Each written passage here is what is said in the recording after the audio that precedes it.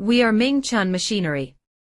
This machine is our fine cutter, also known as a bowl cutter, emulsifier, or bowl chopper. Through high-speed cutting and rotation, it can cut, mix, and emulsify ingredients. The cutting system uses 3 crescent-shaped blades, rotating 360 degrees to rapidly chop, finely cut, and emulsify ingredients. The bowl-shaped rotating container continuously turns the ingredients and pushes them toward the blades for cutting. It performs both chopping and mixing functions.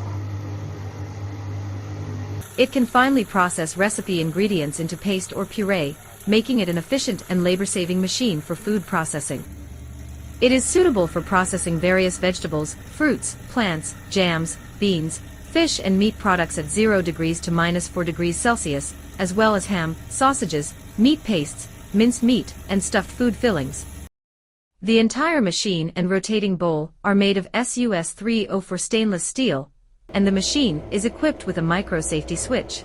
Once the cover is opened, the blade assembly automatically stops, ensuring safer operation. A thermometer can also be installed to help monitor ingredient temperature. The cover is fitted with a transparent window, allowing visibility of the ingredients inside.